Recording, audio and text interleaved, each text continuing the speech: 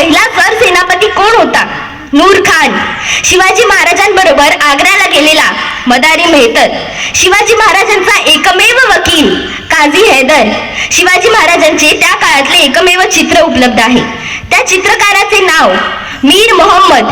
आणि शिवाजी महाराजांना अफजल खानाचा वध करण्यासाठी, नीट आहे का, अफजल खानाचा वध करण्यासाठी वाघनख्या पाठवून देणारा रुस्तुमे जमाल हाही मुसलमान.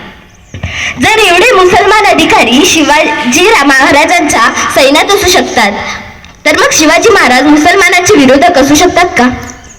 अरे, शिवाजी महाराजांचे 11 बॉडीगार्ड होते, त्यापैकी 10 मुसलमान होते. शिवाजी महाराजांनी एकही मस्जिद पाडली नाही किंवा एकही कुराण जाळले नाही, याचा गांभीर्याने विचार या देशात झाला पाहिजे. रायगड किल्ला राजधानी बांधल्यानंतर तेथे जगदीश्वराचे मंदिर बांधले.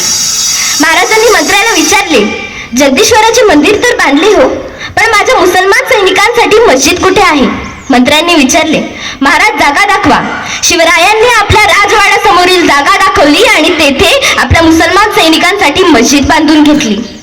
हा इतिहास आपल्या देशात का सांगितला जात नाही? हा इतिहास जर समाजापुढे गेला तर या देशात सामाजिक दूरी निश्चितच नाहीशी होईल. अफजल खानाला मारल्यानंतर शिवाजी महाराज प्रतापगडावर गेले. जिजाऊंनी विचारले, अफजल खानाचे काय झाले? महाराज उत्तरले, मासाहेब, अफजल खान मारला गेला. जिजाऊंनी विचारले, त्याचं प्रेत कुठं आहे? महाराज उत्तरले, प्रतापगडाच्या पायथ्याशी. नंतर काय म्हणाले असतील हो जिजाऊ?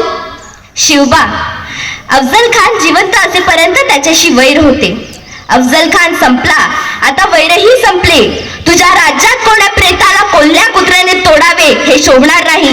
त्याच्या प्रेताचे सन्मानाने दफन कर आणि तुझ्या विजयाचे प्रतीक म्हणून ते स्मारक बांध.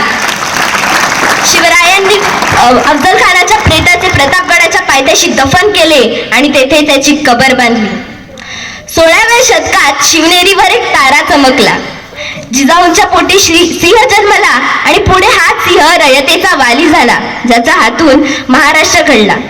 कृपया करून हा आपला राजाचा इतिहास लोकांसमोर आणून जगाला दाखवा की आपला राजा कुठलाही धर्म किंवा जाती विरुद्ध नसून तो फक्त अन्यायाविरुद्ध होता, हे लक्षात घ्या.